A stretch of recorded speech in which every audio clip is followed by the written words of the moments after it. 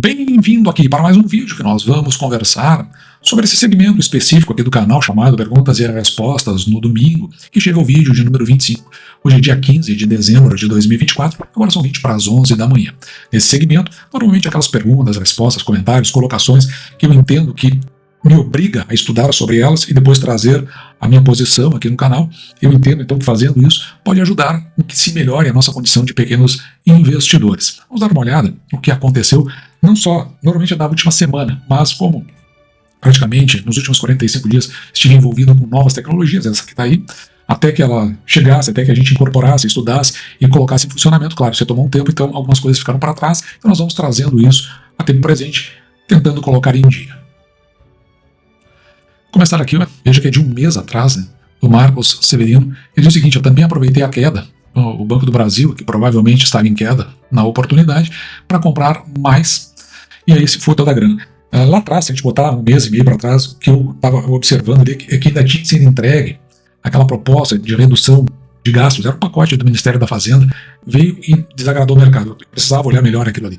Então, embora o banco estivesse se oferecendo, eu não saí comprando, fui comprando sempre aquele pouquinho, eu sempre vou comprando mês a mês. Depois eu vou mostrar até um detalhe aqui para você, mais ou menos compreender isso aí, e achei que isso era o melhor. E ao mesmo tempo, quando entrava algum recurso novo, eu fui fazendo caixa ali, ou pelo menos equilibrando caixa, comprando aos poucos. Achei que era o melhor no momento, porque eu vejo que nós estamos num momento de muita instabilidade, tanto econômica quanto política no Brasil. E a gente não sabe direito as consequências disso do curto para o médio prazo.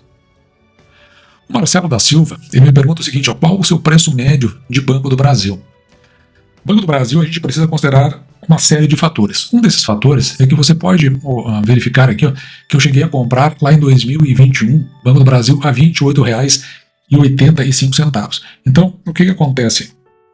O Banco do Brasil ele sofreu um desdobramento das suas ações. Esse desdobramento ele veio ocorrer aqui onde eu deixei marcado nessa linha em amarelo, foi esse ano, no dia 16 de abril.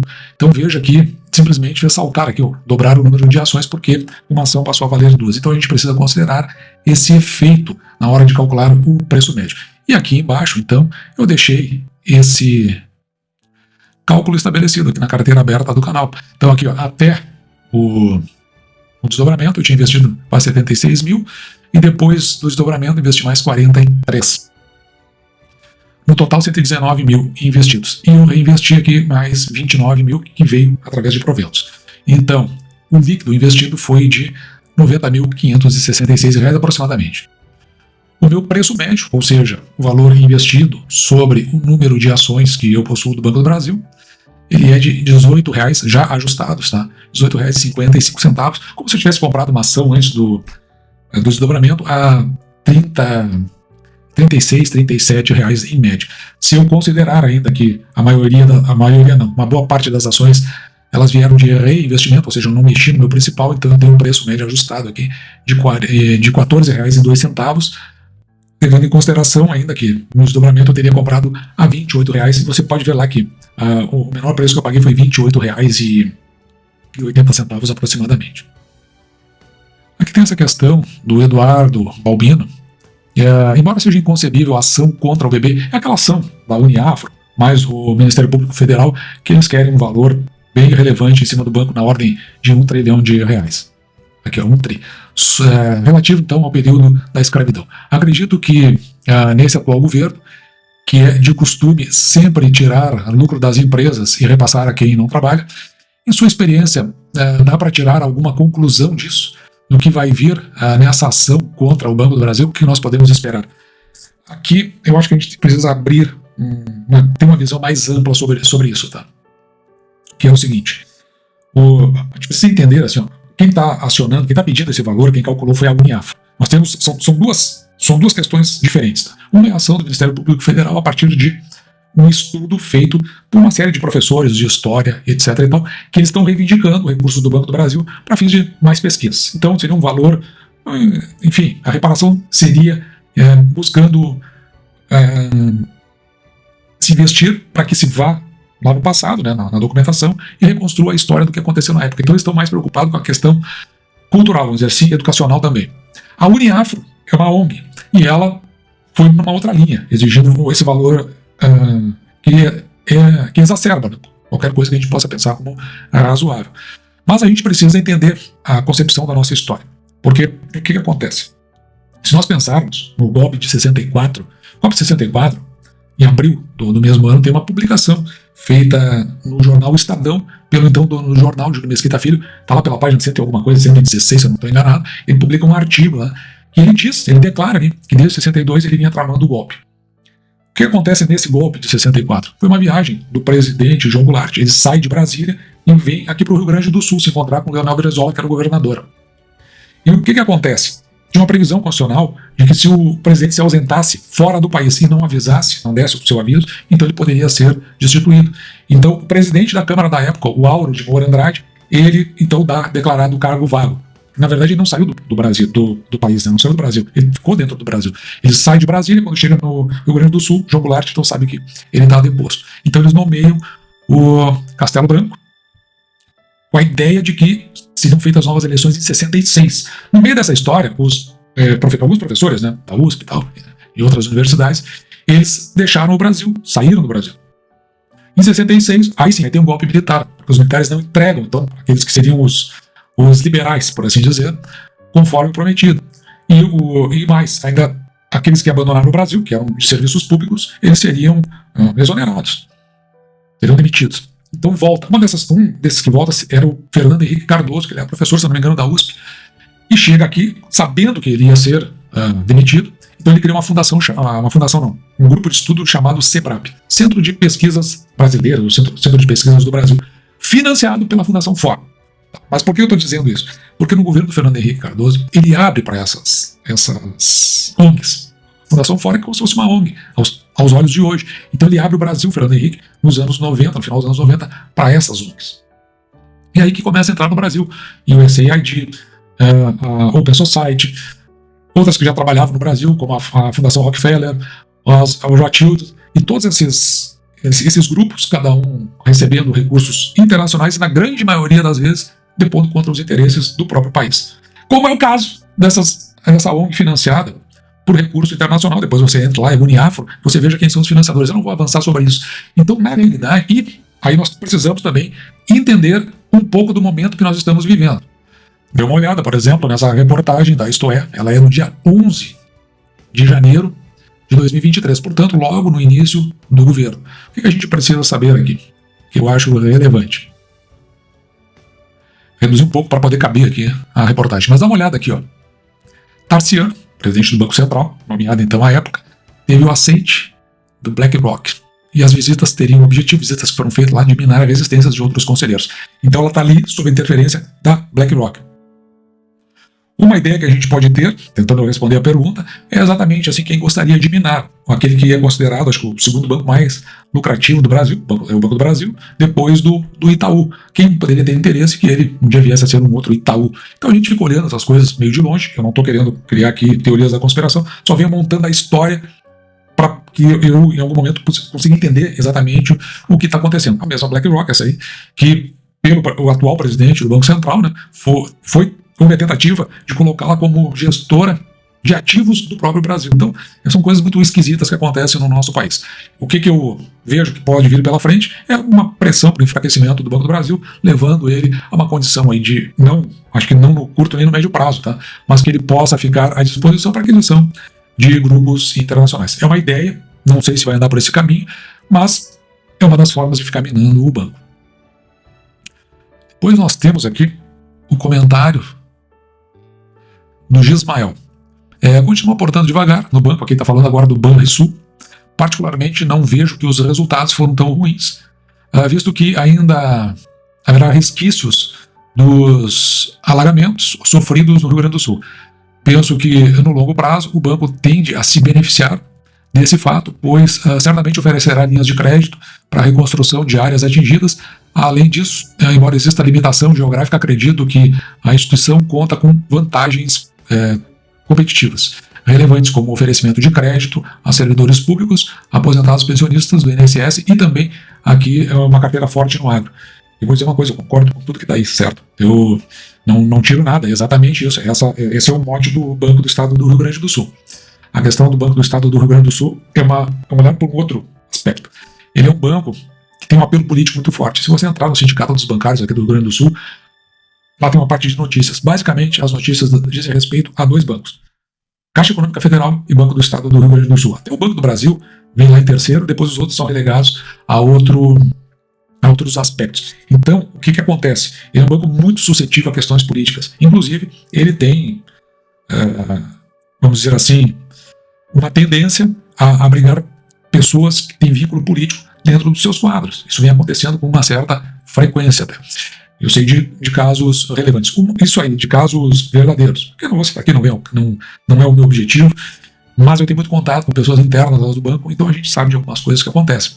Consequentemente, ele se torna um banco de pouca eficiência. Esse é o X eu acho que o X da questão do Banrisul é exatamente esse. Por conta exatamente disso. E a gente, claro, acaba esperando um resultado e olha o resultado, puxa, não está ali. Se nós olharmos o lucro líquido do banco, ele fica numa linha, nos últimos 5 anos, praticamente não sai do lugar. E a gente precisa entender também que nós temos aí um processo inflacionário e um processo de juros altos. Se isso aí não refletir no resultado, a gente fica estranhando.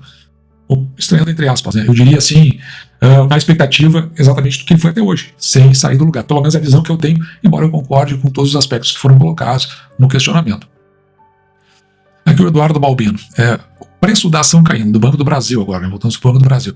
Você acredita que o mercado está precificando um problema no agro por parte do Brasil e, se não me engano, também da Patagônia, no Banco da Patagônia? Mercado sempre exagerando sempre exagerado nos gera oportunidades, mas quero acompanhar de perto a provisão para devedores duvidosos que vem aumentando gradativamente. Mas aí que tá, eu acho que a questão tá ali, tá justamente nesses devedores, né? Porque a inadimplência que tem crescido no Banco do Brasil, que lá atrás fez todo um trabalho com inteligência artificial, acho que não chegou a ser com inteligência artificial, mas com certeza foi um analítico muito forte sobre as bases do banco e começou a triar os créditos que eram feitos. Por isso começou a ter um resultado bem melhor. Mas aí nós estamos falando de 2020, 2021 e 2022. Isso aí veio a refletir atualmente. Só que, claro, né, com a situação que chegou o Brasil atualmente, do ponto de vista econômico e político, o que acontece? Praticamente todos os bancos, porque o Brasil está sendo movimentado no crédito, né? Tudo que a gente está vendo de girar a economia está em cima disso. Não tem nenhum outro crescimento fora isso. E, consequentemente, às vezes, né, o crédito não é o melhor a ser concebido. Embora o Banco do Brasil ele tenha um índice de inadimplência de 90 dias muito baixo, está abaixo dos 30. Mas eu acho que é mais nesse aspecto que deu uma pressionada para baixo no Banco do Brasil. Mas deixa eu mostrar esse estudo para você aqui do Banco do Brasil. Como é que ele veio se comportando ao longo do tempo. Até para a gente não se surpreender. Então aqui tem desde janeiro de 2021, veja que a ação estava cotada aqui a R$ 1,06. Depois lá em 2003, no final de 2003 ela avança para R$ 4,00, inicia 2004 perto dos R$ 4,00, e veja que é um indicativo de que ela mudou de preço, porque ela não volta mais para aqueles preços. Lá em 2008, um pouquinho antes da crise do subprime, a ação chegou a estar cotada aqui a quase R$ 15,00. Embora ela já tenha passado no final do ano de 2007 dos R$ 15,00. Aí vem a crise do subprime e ela volta aqui para o patamar de 2005, lá em 2008, que é em torno de R$ 7,00.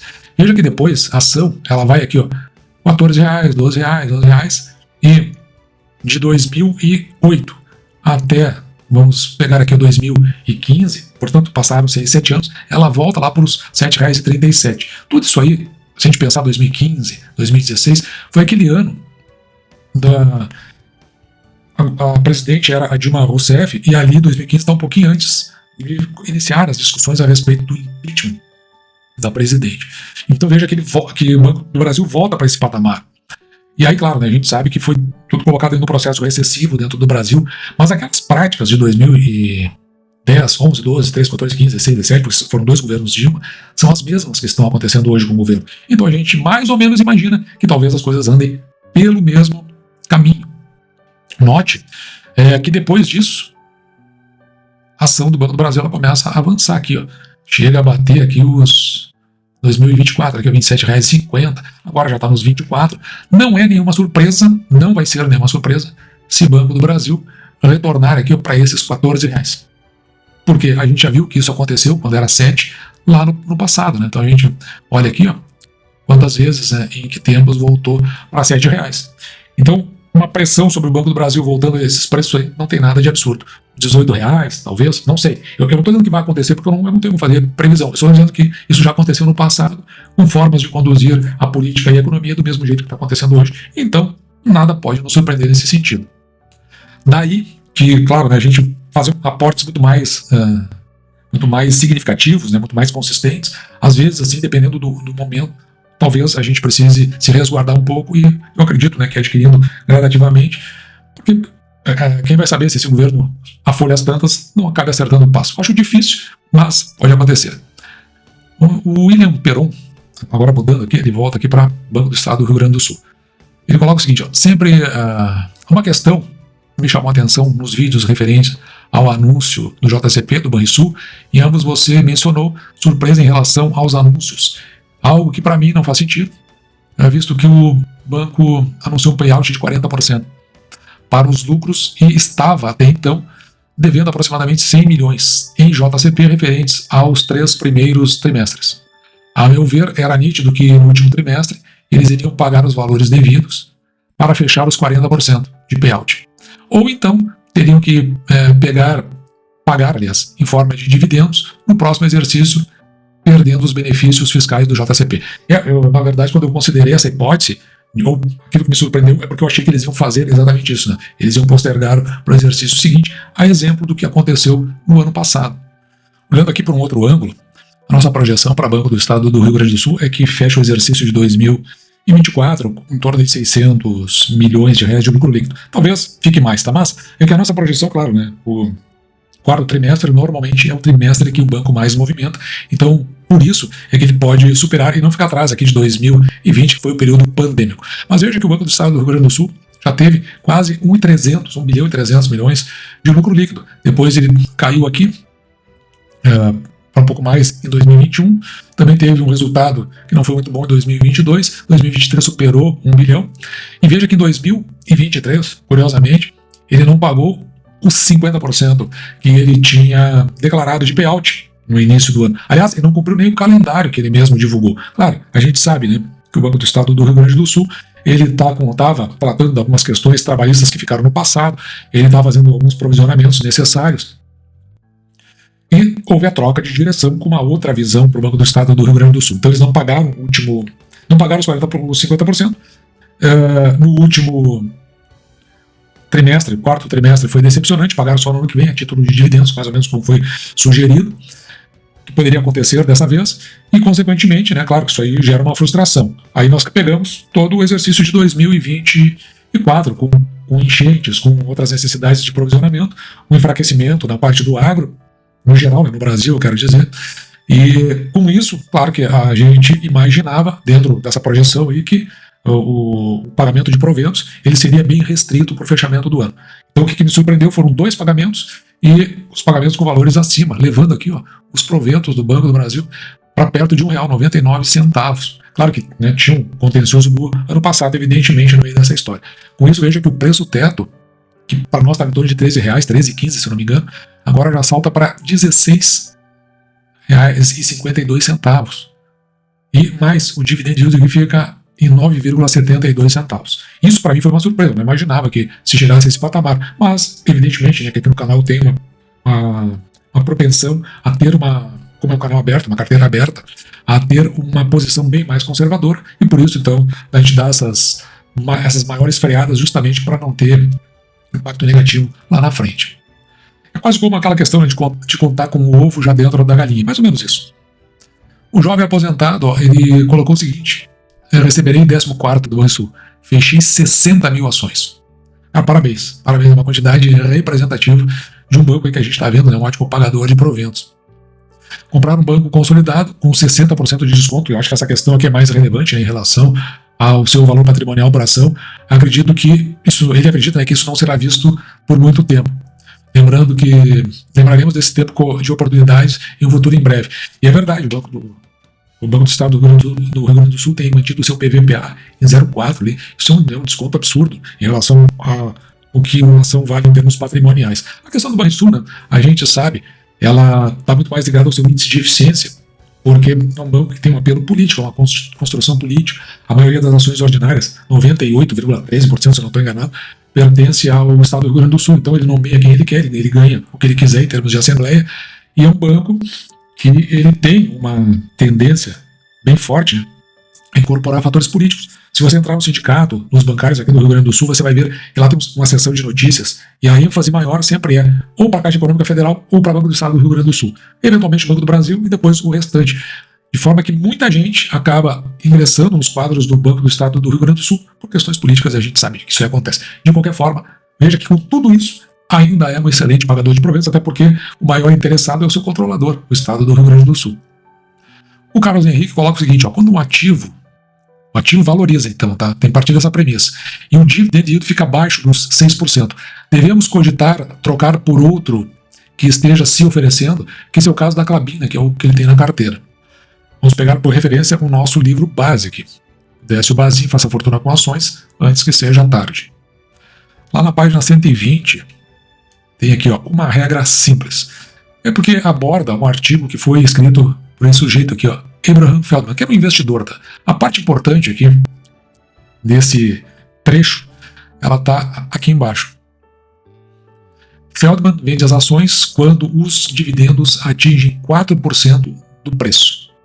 Essa aqui é a parte principal. Tá? Depois, se você quiser, você dá uma olhada.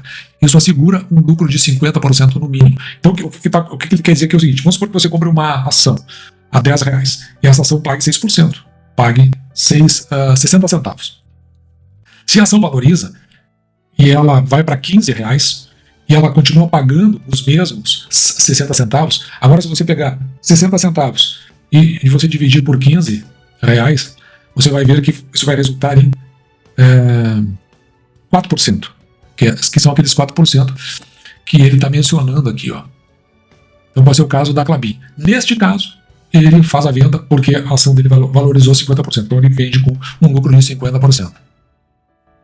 É uma ideia, eu particularmente não aplico. Eu entendo que se uma empresa ela é pagadora de proventos, por exemplo, é o caso do Banco do Estado do Rio Grande do Sul, ele chegou a bater R$15, pagando 90 centavos, está pagando um pouco menos, eu não venderia, porque eu acho que é preciso mais do que isso, olhar o contexto, né, como a gente sempre conversa aqui no canal. Primeiro a gente olha para o cenário, vê o projeto da empresa e vê se os indicadores estão ok. Os indicadores estão ok, o projeto é bom, ele está em linha com um cenário, não tem por que vender a ação, continuo com ela e vejo que logo ali os proventos retornem para os seus patamares e a gente acaba sendo compensado por isso.